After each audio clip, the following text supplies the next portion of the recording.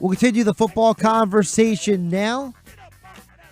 We got Emory Hunt joining me on the Boardwalk Honda Hotline, one of the busiest men in the media, sports media, writes for The Athletic, covers the New York football teams, New York Giants, the Jets, calls college football games as well. Knowing him, he's probably in some remote location scouting some game or preparing for some game that people didn't even realize was going on today, or some player that's going to be playing in the league that you didn't hear of until draft day. Emory, how you doing today? I'm doing fine, man. I appreciate you having me on. I appreciate you jumping on. So where are you at on this weekend?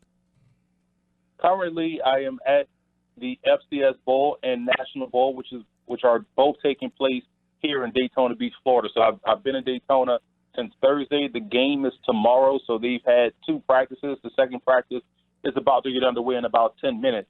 So I'm out here scouting talent. This is a game that's comprised of some FCS players, D2, D3, and some Canadian prospects. So it's been great to see a lot of scouts are out here as well, getting their first initial look at some of these small college players. Just to give the audience an idea of some of the talent that has come through that game over the years. Well, you look at a guy named Corey Allen who played at Ole Miss, and his story is well documented. And he was a guy that was homeless. He walked on at Ole Miss and ended up getting into a training camp and finding himself on IR because of injury. But this type of game wasn't the type of showcase that he needed. Matter of fact, last year, the same folks put on the Tropical Bowl, which is in January, and there was a guy by the name of Joshua Simmons who performed well here at the National Bowl in December, got the call up to the Tropical Bowl in January, did well there, and got a call up to the NFLPA game, and now he's on the Oakland Raiders practice squad. So there's a bunch of guys, a bunch of stories like this last year in the National Bowl.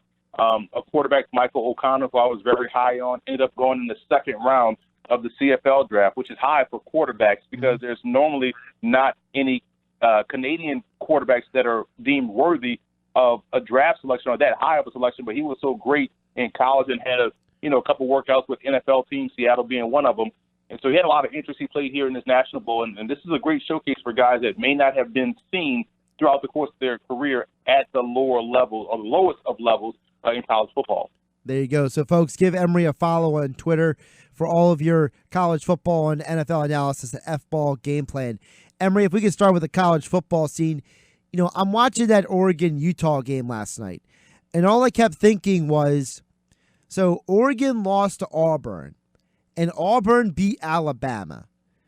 Maybe if we had an 8-team college playoff, we would have Oregon playing somebody on a big-time stage, because after that game last night, it really left me wanting to see Oregon play another team because Cristobal got those guys ready to play last night. It was impressive.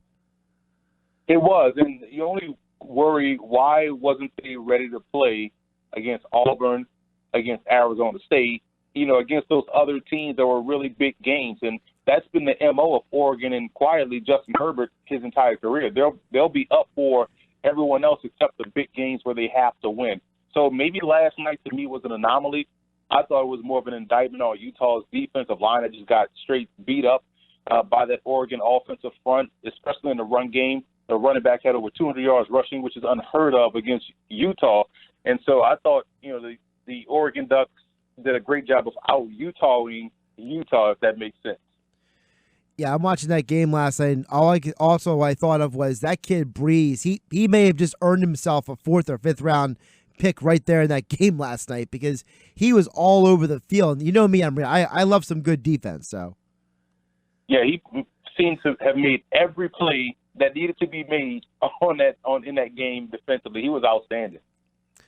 Let's look ahead to the games that are today. Obviously, the Big 12 at noon, the SEC Championship at 3:30. Which of the championship games today is catching your eye the most? I would say the SEC Championship game because you want to see two things in that matchup. You want to see LSU's defense put together an encore performance. What we saw against A&M was great, considering that their defense had been giving up a ton of points and a ton of yards on the ground. They really hunkered down and got the job done defensively against the Aggies. And you also want to see Georgia's offense because quietly their offense outside of DeAndre Swift just hasn't been good this year, or consistently good, to where you can count on them to go toe-to-toe with your LSUs or your Clemsons or your Alabamas or your Ohio State. Defensively, they've been there, but offensively, they've been quite a disappointment. So want to see which side of the ball for those two teams can step up and overcome that stigma that they have right now because of what they've done all season long. You know, the other thing with that Georgia LSU matchup is, you have, a couple of the guys not playing, at least in the first half for Georgia. The one receiver suspended after the fight at the Georgia Tech game. The other one is injured. It just feels like Georgia just may not have enough firepower to keep up with LSU and that Joe Burrow passing attack. And we'll see, because Georgia's defense is just really good. And it's been unfortunate because their offense has put them in so many disadvantageous situations to where they haven't been able to capitalize. But their defense, I think, can give LSU some issues early. But with the added possessions that they'll get because of that, can their offense take advantage? I don't think so. I'm curious your thought on this. Why don't you think that people hold the South Carolina loss more against Georgia? It feels like when other teams have had their one loss this year, people have really docked those teams for that hit. Whereas Georgia, that was a really pathetic loss, in my opinion, to South Carolina. It's a team that you should beat, and it's in your house, and you lost in overtime. But yet it seems like people don't really hold that against them. Why is that?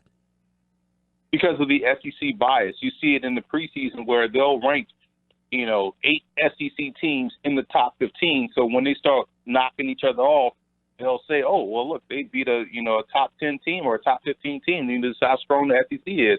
So people look at the SEC and hold it in high regard. And so for some reasons, that's true. That there are a lot of talented players in the SEC. I get it.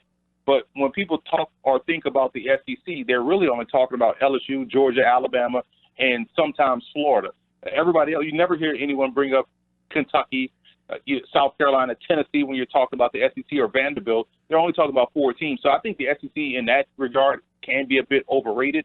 And that's why you see Georgia ranked 4th, even though you probably can make an argument that Baylor, Oklahoma, Utah up until last night, maybe even Wisconsin are probably more deserving of that 4th spot than a team like Georgia. If Emory Hunt had to make a prognostication at this moment in time at 9:09 a.m. on Saturday, December 7th, who will be the national champion in college football? I think LSU. I think what we've seen from LSU, is impressive.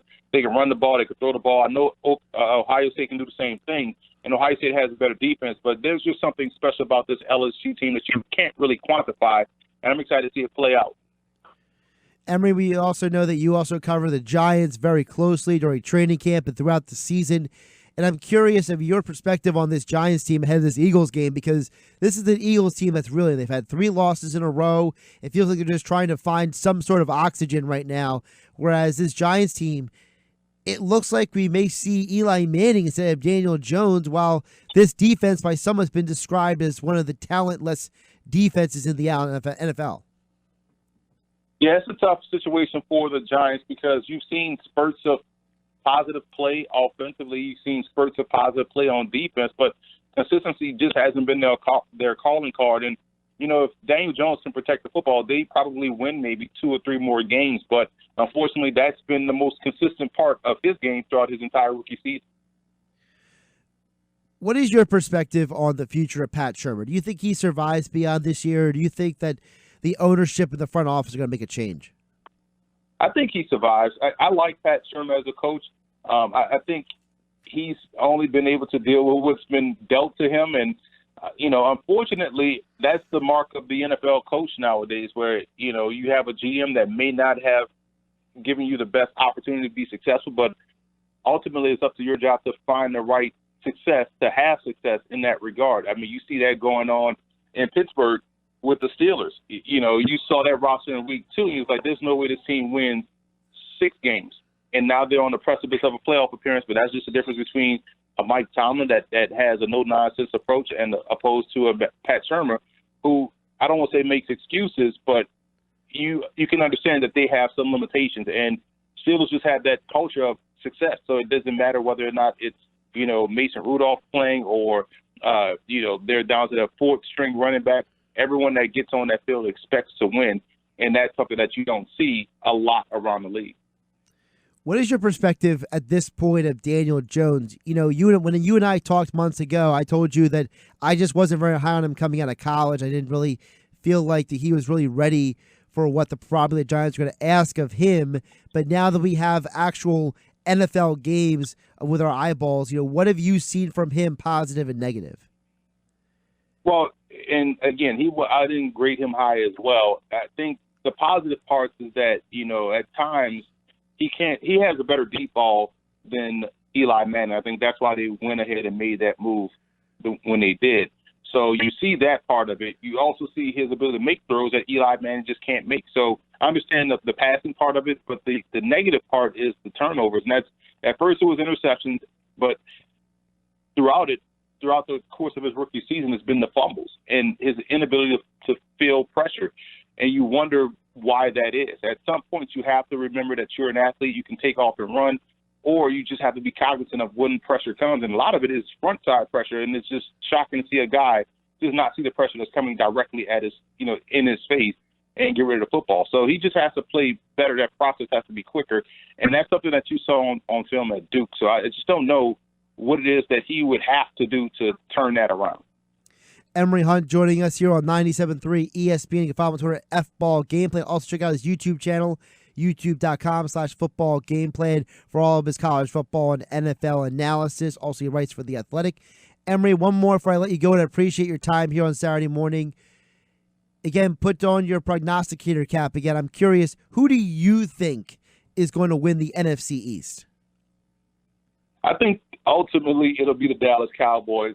I do think the Cowboys, because on paper the talent is evident. So at some point, talent will override any inconsistency, and they're the most talented team. We've seen this with the Browns as well. But I do think the Cowboys will ultimately win that division, probably with the 8-8 record. Interesting. All right, Emory. Well, enjoy the scouting down there. You're obviously in much better weather than we are up here. I always appreciate you taking the time like you do for us here on 97.3 ESPN. Have a great weekend and enjoy the football. Appreciate you, man. Always a pleasure.